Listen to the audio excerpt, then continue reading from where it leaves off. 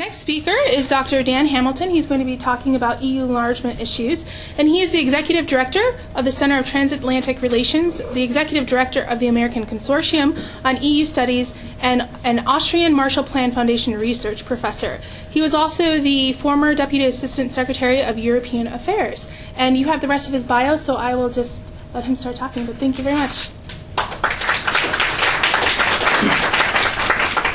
Thank you. It's great fun to be here, especially to follow Desmond. No one can follow Desmond, but I'll do my best. Desmond and I are part of a consortium of 5 universities in Washington, the so-called EU Center in Washington. Besides Johns Hopkins and George Mason, it's Georgetown, George Washington, and American University. So if there are ways we can help you as sort of the core of a lot of universities in Washington working on EU studies, please let us know, because we try to do what we can. This is a great initiative, but we're there as resources, the faculty throughout the whole region, really. And I think you have our contact information, so I just want to mention that. That's a network, in case you're not aware, of 10 centers across the United States. So in 9 other areas, and 9 other major metropolitan areas in the United States, there are these EU centers. And we have kind of a loose network. So again, if you need other types of connections, perhaps we can be helpful to you. And I know a number of them also work with schools. There is a website of our overall network that has, in fact, lesson plans and curricula and different things that might be of some use to you. So I think the delegation knows all about that. They can help you. But if you want to contact us about that, we'll help you with that. I was asked to talk about accession and enlargement of the EU, so that's what I'll stick to. But happy to talk about anything you'd like, because all these topics flow into one another. I think it might be an issue for your students sometimes. Why should Americans care about any of this? And if you'd like to talk about that, we could address that as well. But I think it's good to have this map here, because if we talk about how Europe, the EU, has expanded over years, it's good to have sort of a visual in mind. So, and I hope I'm not duplicating things Desmond said, but to sort of, go back to the beginning here, what has become the European Union was originally a peace project. It was created by the survivors of war in the aftermath of a world war to prevent any more war. That's basically the motivation. You can imagine, I'm going to move away from the mic but try to talk loudly. The original members of what became the European coal and steel community, 2 defeated powers, Germany and Italy, and then occupied powers, the Netherlands, Belgium, Luxembourg, and France, deciding after World War II that the key way to stop that next war from ever happening was to become so deeply integrated with each other that they couldn't go to war. Physically, just impossible to do it. And by merging the instruments of war, the industries of war, coal and steel, iron, at that time, and making them joint, they could never make independent decisions anymore that would lead one to create instruments of war directed at another. And so one has to put oneself in that situation of the late 1940s, early 1950s, that this little group here decided that's what we have to do. And by binding in Germany in particular and Italy, there was another way of thinking about the future. Then the time after World War I, where Germany was cast as sort of the really defeated power, and all the reparations and all the issues associated with that, which didn't work out too well as far as most Europeans were concerned. I think the other a sub-story here, which when one just focuses on the EU, one doesn't really often take into account, but I think it's important for the later story as well. If you think about the aftermath of World War II, after exhaustion, bitter defeat, huge human tragedy, suddenly the Europeans found themselves in actually another war, a Cold War. And in the context of that transition, they were focused on how to prevent a real big hot war, but now found themselves also challenged. And Germany, if you may recall, split, occupied. And part of it, right here, under Soviet control, with Berlin under four-power control. So a fairly complicated situation. And so at the same time, in fact, just before the Iron and Cold Steel Community was founded in 1952, NATO was created, which bound the United States and Europe into a security alliance that was always also intended to prevent future war, but also to confront what was seen as both a real challenge from the Soviet Union, but also, in many countries, the notion that communism would infiltrate even through democracies to undermine free societies. And so the guarantee the U.S. provided at that time to European security, I would argue, enabled countries here who had just fought each other so many times to abandon that notion that they had to build their security policy against their neighbor. Because the U.S. guaranteed all of them. That means they could build their security policy now together at the same time that they built their economic iron and steel community. So the economics and the security started to come together with the politics. And I would argue over the next decades, in fact, still I would argue, it's not usually talked about in this way, NATO provides an umbrella under which Europeans have the confidence to work with each other together without this fear of having to pursue independent security policies. It's so commonplace today, it's actually just forgotten. But that's really quite a remarkable story. And so the NATO-EU link is really quite essential. I don't see it often discussed in this way, but I think it's important to keep in mind, especially since we're talking about sort of why the U.S. should think about these things. So in the shadow of World War, and then suddenly in the middle of a Cold War, this notion that you start to integrate and bind certain parts of your economy together so that you can't ever go to war together, and that after utter devastation, perhaps the way to get back on track is to, in fact, start to build your economies together. And again, the United States, I have to say, played an essential role with the Marshall Plan.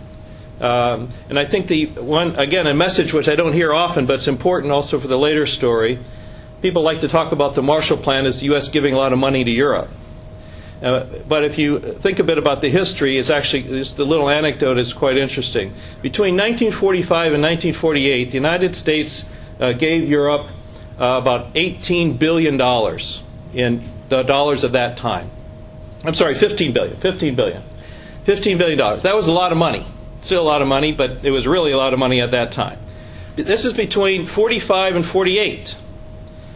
And at the end, in 1948, they realized nothing had happened. Europe had not turned on. It had not sort of come back from the devastation of World War II. And it was only then that the Marshall Plan came into being, the former Secretary of State George Marshall announcing that the U.S. would be able to continue aid to Europe, but this time only if the Europeans came up with their own plan and presented it, how they're going to work together, and presented it back to the U.S., how they would use that money. That was not the condition of the money beforehand. There was no condition, basically. It was just tossing money and hoping something would happen.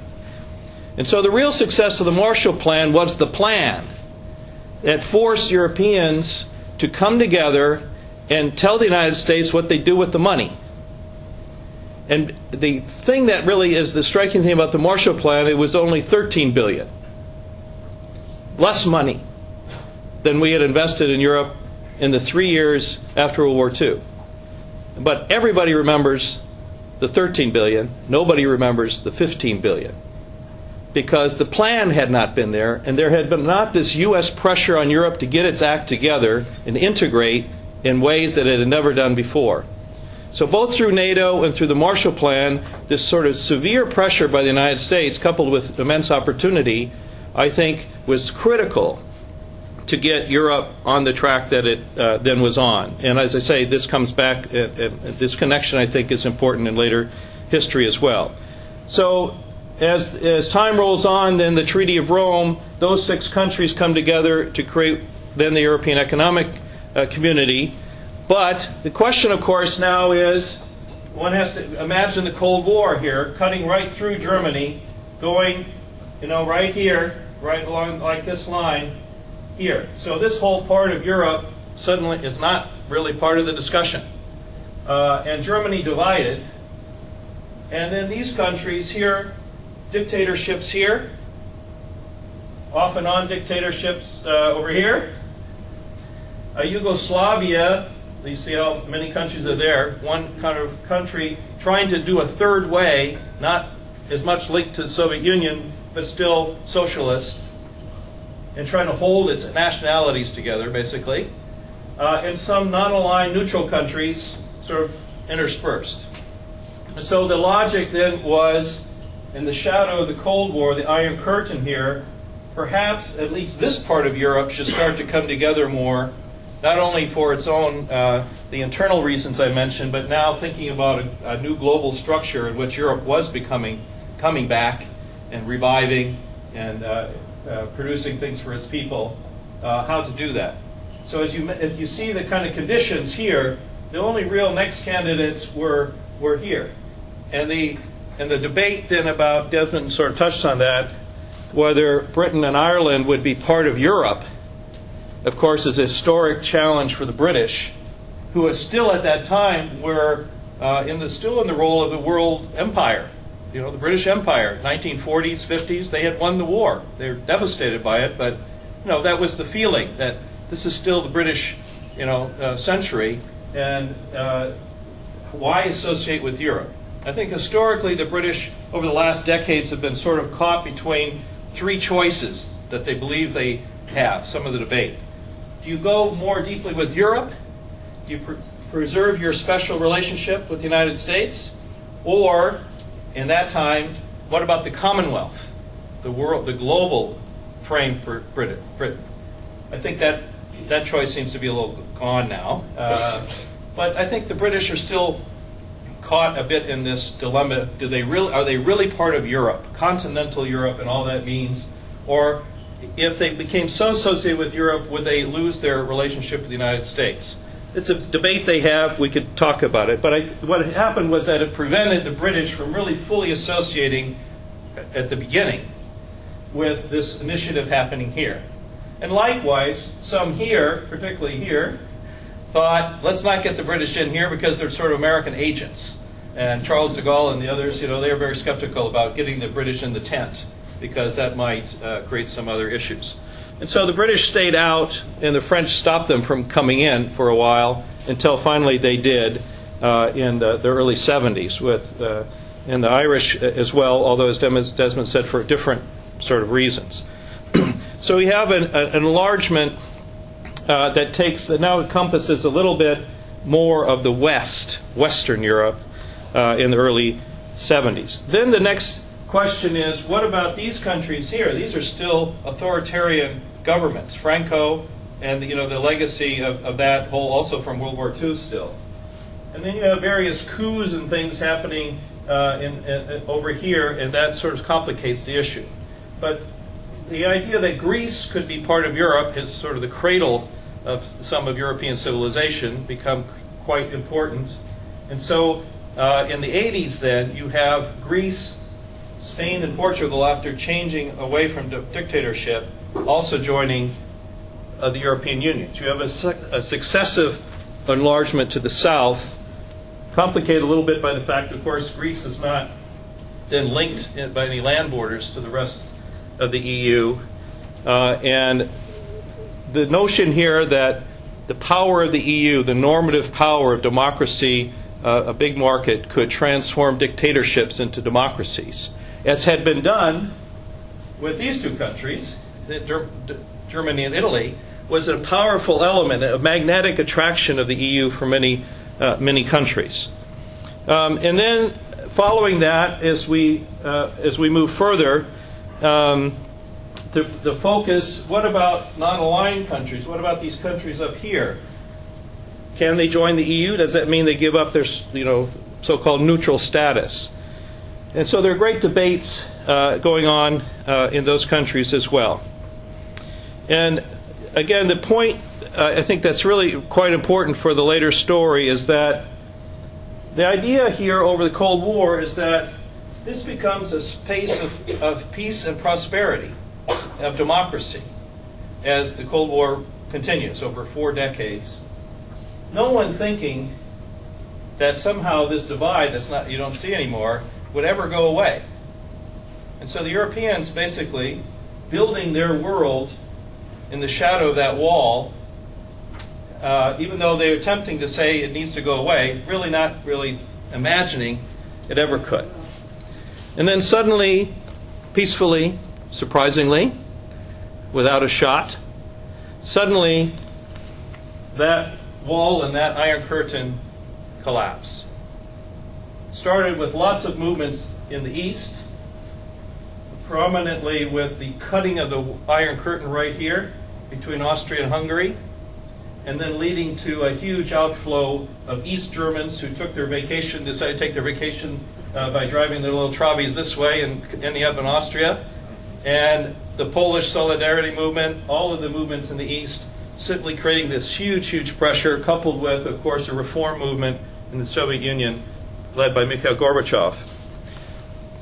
And I think for our story, it's important to think and try to reduce what was the message of those people on the streets all through Eastern Europe in 1989. I believe they had one simple message. We want to rejoin Europe.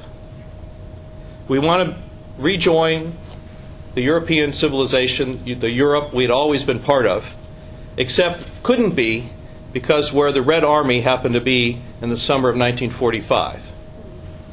And I believe, and I think that's been the premise of much policy, that's been the driving force of Europe over the past 2 decades. Not the West, which had been the driving force, but the East. That the dynamism of Europe was coming completely this way. And it was knocking down all those walls by a simple call for human dignity, call for people to live like they could, and to see what the West had achieved, and they simply want to be part of that. And the East German slogan, was, if the Deutschmark doesn't come to us, we're coming to you.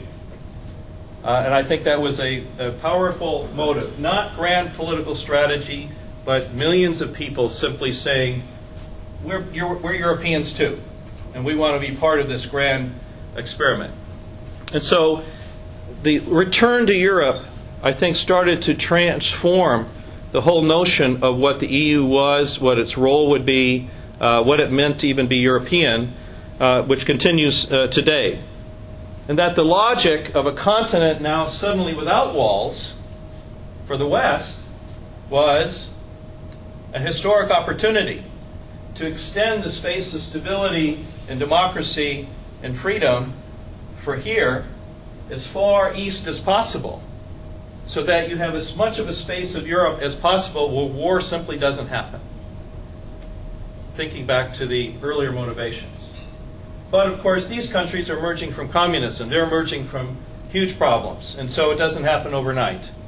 And the EU establishes conditions by which countries could join, as Desmond had said, about democracy, rule of law, a number of things. In 1993 in Copenhagen, they're called the Copenhagen criteria, where the EU finally said, okay, maybe a lot of countries can join, but there are certain standards here. And that helped them, I think, set a bar by which they could then talk to all these countries and peoples trying to join them. So I think the other dynamic here is that it changed the dynamics of countries like Sweden, Finland, Austria, countries that had been either declared themselves neutral or non-aligned and had this debate, do they join sort of in the Cold War bloc scenario, do they join one of the blocs, or do they stay independent? And their economics being so tightly tied to this market, clearly it was many of them thought, in their interest to join, but this Cold War dynamic was tough for them. But when the wall goes away, and there's no more sort of discussion, what does it even mean to be neutral? Then that freed them up, I think. And so the next enlargement comes with Austria, Sweden, Finland.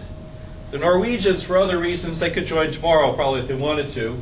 They're worried about the EU getting their hands on their energy resources and big questions about fishery issues and natural resources.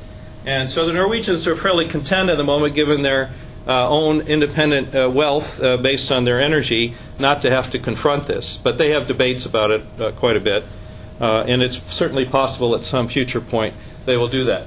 The Swiss, sitting here in the middle of all this, again, really sticking to their hundreds of years old tradition of neutrality, but signing any number of agreements with the EU. So essentially Switzerland in many ways is sort of a secret member of the EU because so many of the provisions are apply to Switzerland as well. And so you have now, by the mid-90s, a huge expansion in terms of land area down all this way into still traditionally sort of Western Europe. But all of these countries now saying, we want to join. What about it? And trying to start then a process of negotiation by which the countries could have a real prospect of membership. And here we come back again to the NATO-EU dynamic, because they're not only saying we want to join the EU, they're saying we want to join everything. All of the so-called Euro-Atlantic institutions, every institution, basically, of the free world. So NATO, of course, is also on the agenda. And many of these countries here, of course, members of NATO, too. So the question is, how does that work? And is it directed at Russia when now the Cold War is over? Why would you do that? And I think the prevailing argument, which really did win the day, is back to what I had said, that the dynamic of NATO enlargement as well as EU enlargement is driven by the logic of a Europe without walls, in which you're trying to expand the space of stability and prosperity where war does not happen. And so the logic has really little to do with Russia. It has to do with the inner dynamic of the members of these institutions. That by pooling their resources, by committing to each other, they can create this space. And that the institutions of that space vary. There's the EU, there's NATO, there's the OECD. There's just a lot of different, there's a whole mess of institutions here. And in fact, that was the logic of Europe. By creating so many interlocking institutions and mechanisms, back to the coal and steel community, you can't possibly get yourself out of that. Somebody said the prison you can't get out of. But that is the future of Europe. It's been the past 6 decades of Europe, creating this interlocking series of mechanisms. It's very complicated, but has created the Europe that we have. So NATO is probably the most significant guarantee any country can give to each other to come to each other's defense, but it's not as involved as meshing entire societies and economies with each other. And so in the 90s, the logic was NATO could go quicker than the EU in terms of further enlargement. And that is, in fact, what happened. That Poland, the Czech Republic, Hungary joined in, and they split. So Slovakia joined NATO before they're joining the EU. And they're negotiating what's called the acquis communautaire, meaning the whole body of accumulated laws and regulations and standards that the EU has that these countries have to sign up to. So you open these extremely tedious accession negotiations with countries. You go through chapter after chapter going through this acquis until the country is ready and the members of the EU agree to that. And that takes much longer. But it happens. So that process underway, another decade, and this part of Europe has sort of been lost. The institutions are going this way, they're not necessarily going this way. They've come to Hungary, but that's that's it. And of course, at the same time, in fact, 1989, you think about it, 1990, 1981, we were preoccupied with the Gulf War in the United States. But Yugoslavia was blowing apart. And this was a moment where, at the end of the Cold War, the U.S. position was, Europe is doing pretty well. We got a Gulf War in our hands. Secretary Baker said, we ain't got a dog in this fight here. And the Europeans said essentially the same thing. He said, you're right. This is Europe's hour. was the famous quote of the Luxembourg foreign minister, who was speaking for the EU at the time. We'll take care of this little problem here in the Balkans.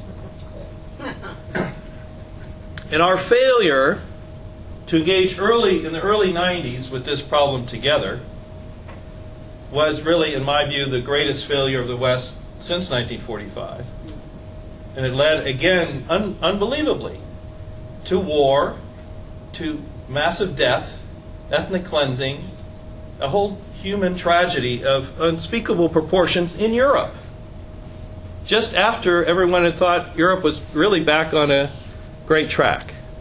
So it underscored again the deep linkage between the U.S. role, not only through NATO, but its own position, and Europe's ability to deal with its own civil wars, if you will.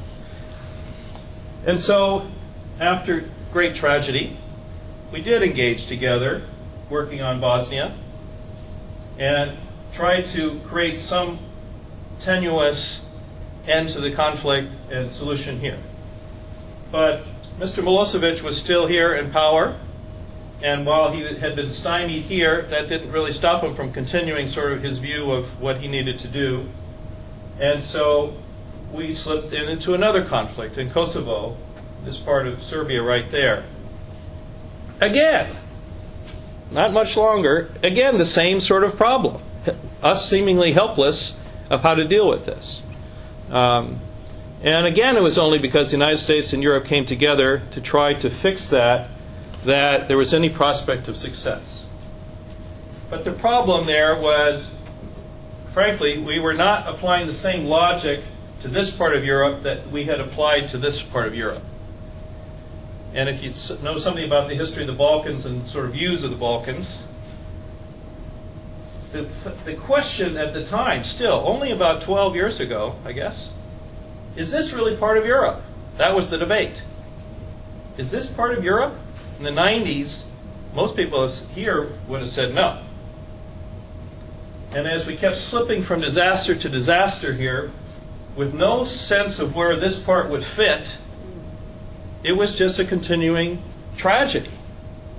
And it was only at the time, I know exactly because I was working on this in the State Department, the day we started bombing in Kosovo, that we sent to Secretary Albright a notion that said, what will victory mean? We can bomb them, we can, again, come to terms with Milosevic, but we're sliding from one disaster to another with no concept of where we're going.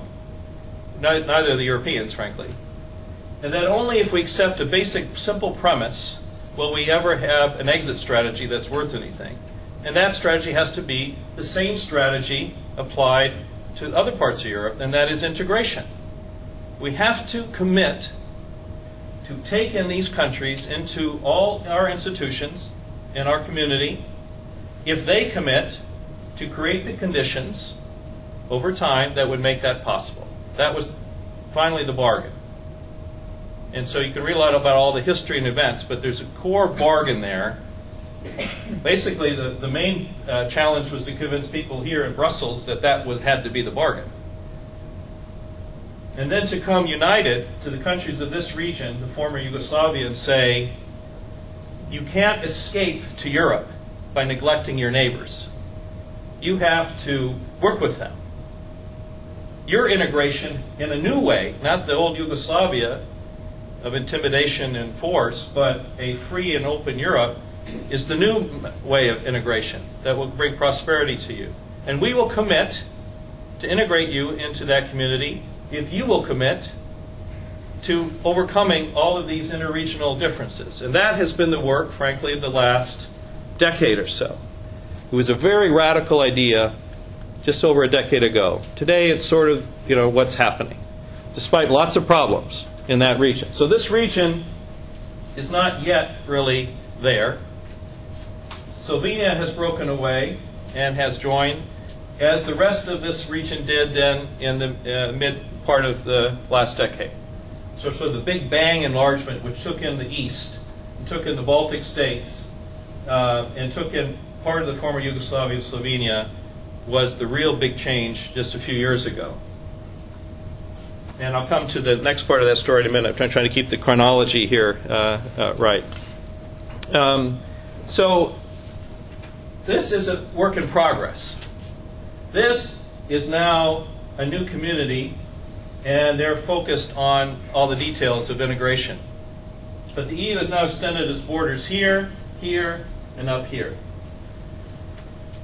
Here is a challenge, of course. This is part of the, according to people who live here, it's part of the empire. This wasn't, the Soviet Empire. It was the Soviet Union. The U.S. never recognized that, but reality was different.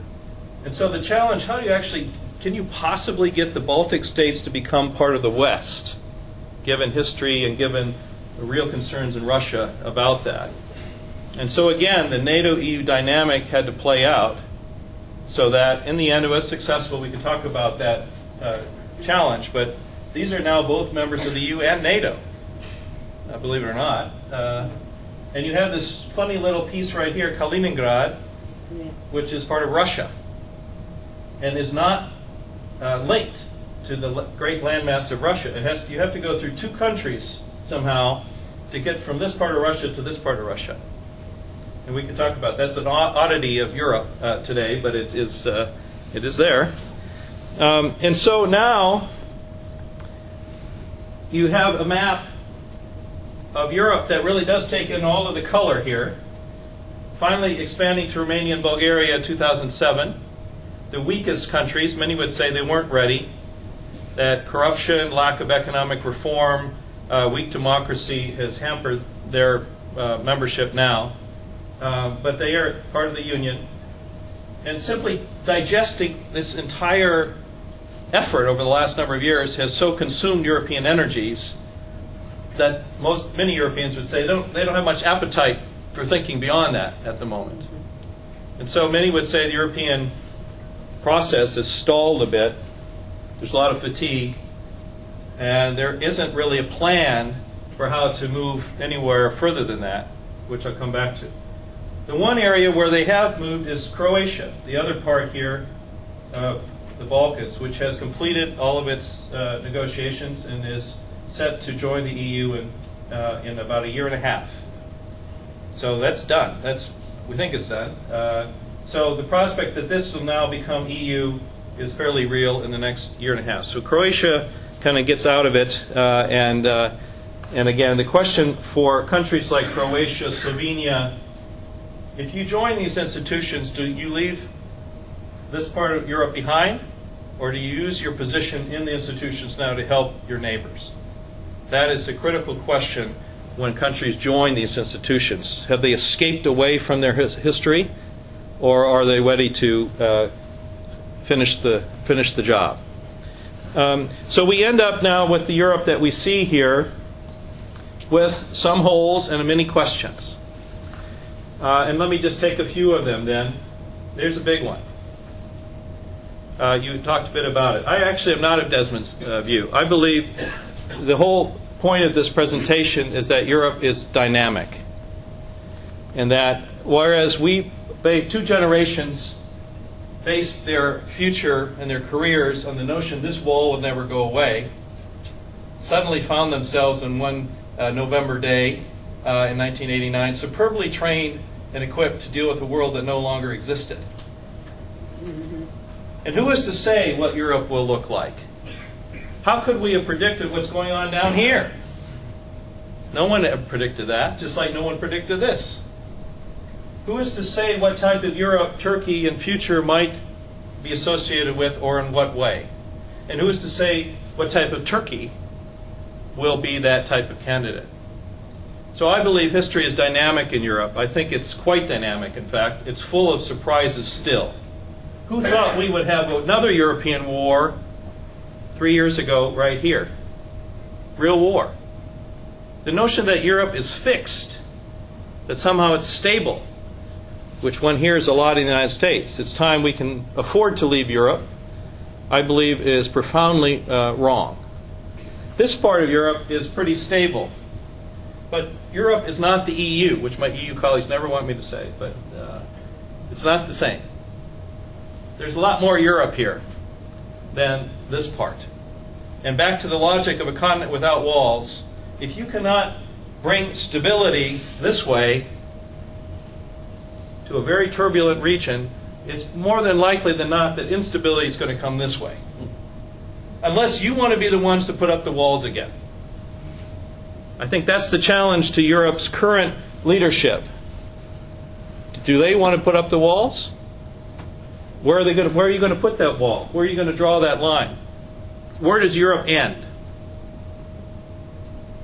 And I think the issue that they themselves have defined is not a landmass here or there, a bridge, a mountain chain. It's what actually Europe represents. This is the Copenhagen criteria. It is a community of democracies governed by law and bound together in a zone of peace and prosperity. And other European countries that could join that and create the conditions by that could be possible should be welcome into that community. They said that, in fact, in the Maastricht Treaty. They said other European countries that can do that should be welcome into our community. They have to negotiate and they have to vote, of course. But the premise of a continent without walls, really, in my view, has to be that. Otherwise, you're headed for lots of problems. But that's not where the debate is right now in Europe. The debate is enlargement fatigue and a huge preoccupation, of course, with a whole other historic development now to Europe's south. These are not European countries, and so that perspective has not been extended to these countries that they could join the EU. Morocco actually tried, but they were turned down. It said, you're not European.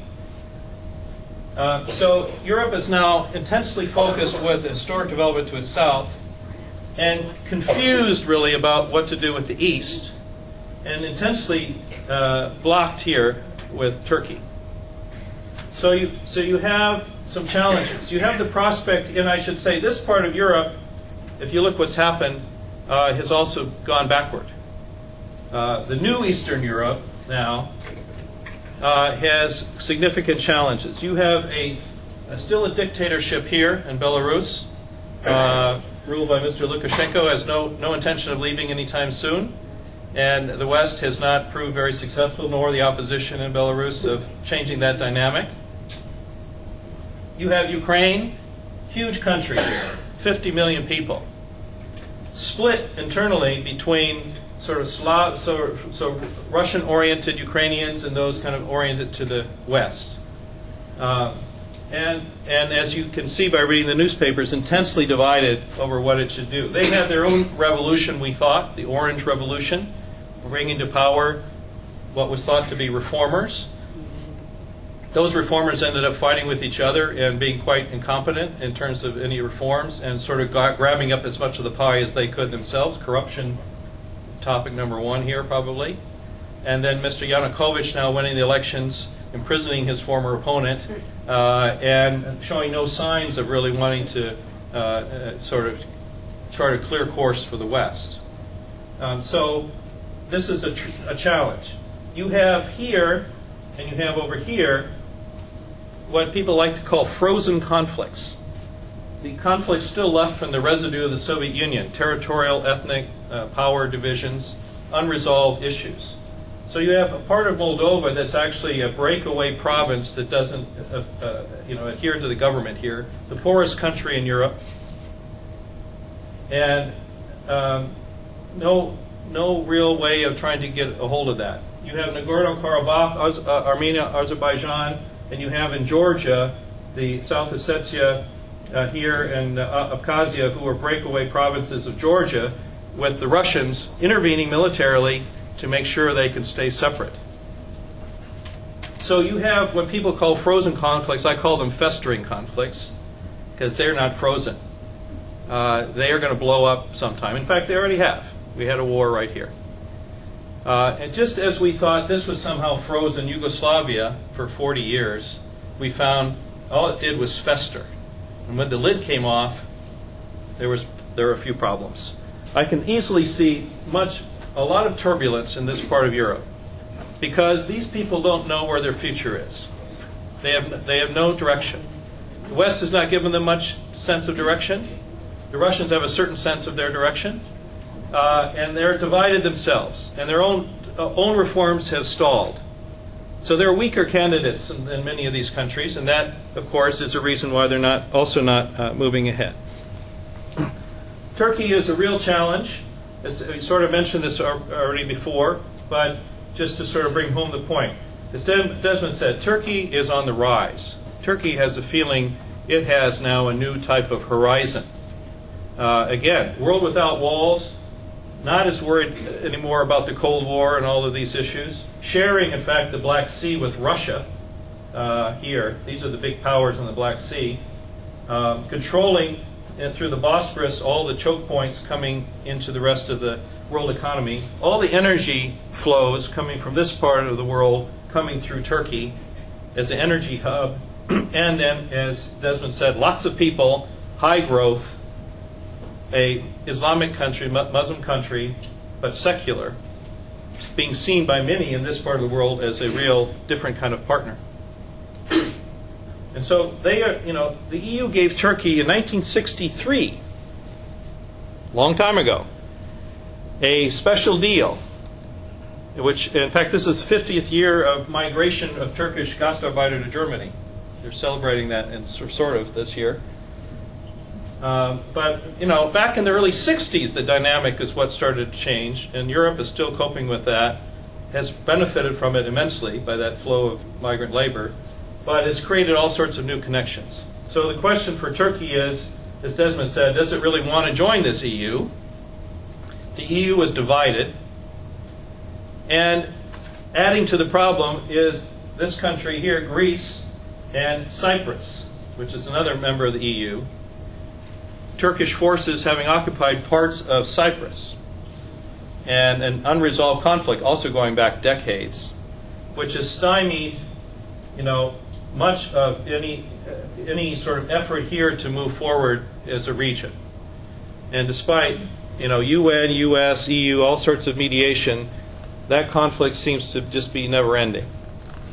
And so the Turks have negotiated. There are about, I think, 13 chapters or so they're negotiating. About half of them are politically blocked because two members of the EU, they have no interest in getting this resolved unless some of their more immediate issues are resolved.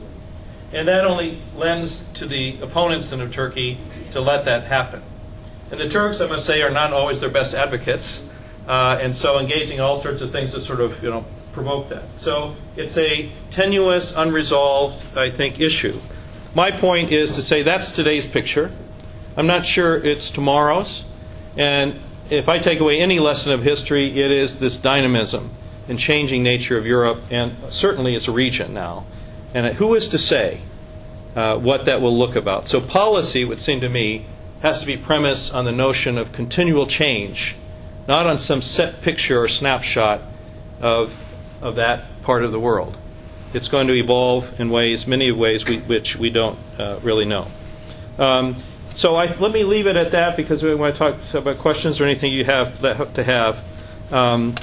I should say one last thing is that the EU approach to this region, to these countries here, and also to Georgia, is what they call the Eastern Partnership. It is a set of much more intensified relations, economic ties, and so on with these countries, but does not offer the prospect of membership. That's where it stops short.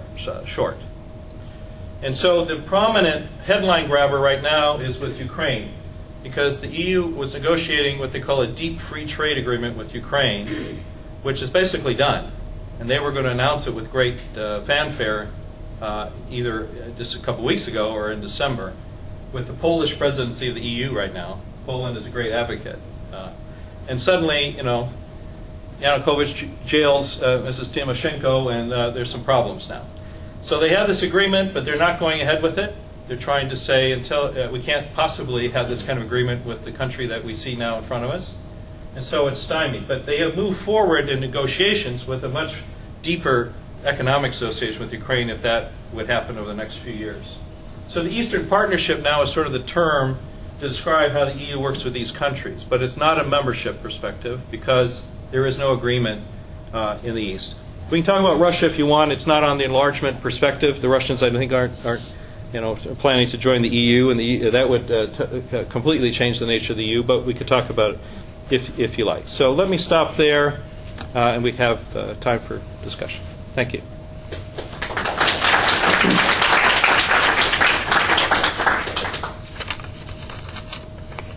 Yes. If NATO provides the confidence for the EU nation states to embrace compromise, unity, if only because of separate security policies are unnecessary, then what would be like the implications of former Secretary Gates' comments about, or inference that we would withdraw from that NATO alliance? Yeah. I think he stopped short of saying that, but the question is, would NATO have any relevance then if the Europeans don't have the capabilities so that they can do anything with the Americans? I think that's been a very serious U.S. concern over many decades, that the U.S. military is unparalleled. We've put a lot of money into making the U.S. military what it is, and the European allies have not done that with their militaries. And so even if we wanted to, could we fight together is sort of the issue. And the end of the Cold War, I mean, during the Cold War, allies, we still had that problem, frankly, even during the Cold War. But it wasn't so severe. Now, no more walls. The logic is, what do we need a military for? If you're only thinking about that security is only here, and you're Germany, for instance, used to be a divided country. Now, you are surrounded for the first time in history by democratic allies. So, why do we need all these tanks? Sort of, that's the logic. And so, there's a tremendous public pressure. And if you're in economic crisis, defense, that's a pretty good place to cut, because why do we need all this stuff? And it's very expensive. So the dynamic in Europe is really to cut severely their defense. I think what they have seen, and this is sort of the counter, that, as the former German defense minister said, Germany's security now is no longer in the Fulda Gap, it's in the Hindu Kush. Here. Okay, that's a hard argument to make in Germany, but they made it, and the German forces are here. It's quite a deployment for them. But to explain to people so rooted in the threats of Europe, that Europe was the problem, and somehow now their security is here, is a hard argument to make, especially if you don't show a lot of progress over here. But they did, after September 11th, the very next day, they declared Article 5, the Mutual Defense Guarantee of the NATO Treaty, the North Atlantic Treaty, coming to the U.S. defense. No one ever thought it would be that way. Back to my point about not predicting history very well. So the solidarity has been there. But Libya showed, for instance, so did the Balkans, that the U.S. has certain capabilities the Europeans simply don't have. And so if you're an alliance and everybody contributes, the U.S. certain things, we have lift, taking troops distances, certain kind of communications capabilities the Europeans don't have. We have these precision, high-tech kinds of weapons that the Europeans don't have, that they just aren't, investing in any of that. And that's sort of the challenge. I would say the two countries that still have sort of a strategic view in Europe, Britain and France, because of their longer histories of colonial powers, they still think that way. But even they are now forced to consolidate their militaries. They've now, unthinkable again, agreed to pool and share some of their own capabilities. They never did that before. So now the British and the French are sort of combining in some things. Some of them say it's just to save money, but it's an interesting development. What you saw in Libya was that the U.S., for the first time, said, we will contribute those unique assets. And we did. We contribute a certain kind of assets, the drones and those things that the Europeans didn't do. But you have to take the lead. This is more your issue. We're kind of busy. So you do much of that. And so, whereas in Bosnia, 90% of the strikes were conducted by the U.S., in Libya, only 10% of the strikes were conducted by the U.S. So that is actually quite transformative in terms of a balance within the alliance. But Gates' challenge and the U.S. challenge to Europe is they're not keeping up with the military. Some of it's smoke and mirrors, because our defense budget wasn't geared to defense in Europe. It was, again, over here. So much of U.S. military spending that's been so high over the last decade is because of this, not because of what's going on here. And so, it's not exactly the same. But the real challenge is, can a country like Germany, which is its whole history is about land war in Europe, and the notion is a Central European country, to switch from that sort of heavy land-based orientation to expeditionary power projection capabilities. And if you know something about German history, you know that freaks them out a little bit. The notion that they're going to project power freaks out a lot of their neighbors, actually, too. So it's a hard debate. It's a hard debate. Involves really lots of challenges. The same with the Poles. I mean, they had 300,000 military during the Warsaw Pact days, and our message to them is actually downsize, but make them actually do something. So it's a transformative type of military. Costs more money, doesn't mean more people necessarily. So I think that's some of the dynamic. Any more time? Any last? Or one last question. Okay. We're done.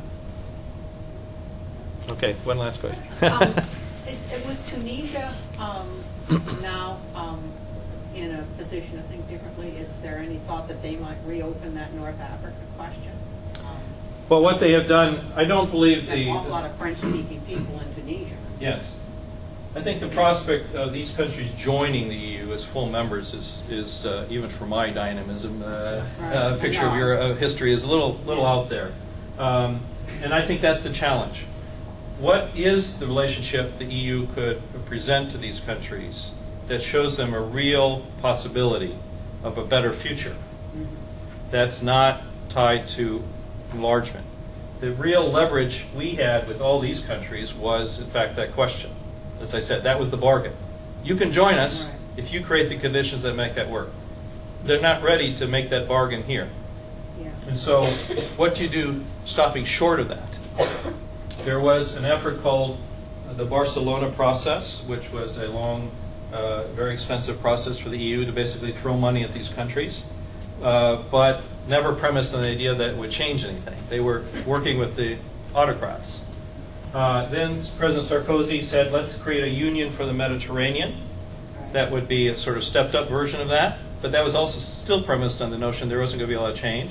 So that didn't really go anywhere. It cost the EU billions, billions and billions and billions. Could have lost in the sand here. And now they're faced with this question, what do we do? And so they're offering some billions, but I believe if my numbers are right, it's about 3 billion or 6 billion right now for the whole region. And it was 100 billion for this region. And there are a lot more people actually down here. And they all see their future in a boat ride to lots of the coast that's unprotected. In fact, Italy is, I think, right there. In fact, it's right here. This is Libya. It's a real short boat ride. And so the inclination at the moment, I think, for some of these countries is protect ourselves from the onslaught rather than let's work with them to they have a future that they can see at home. And that's part of the dynamic. I think that, of course, the other difference here is that this evolved more or less peacefully. It's unclear whether this will evolve in the same way. I don't believe it will be a linear process, but it's certainly of the same historic magnitude that was. So we'll see. Thank you.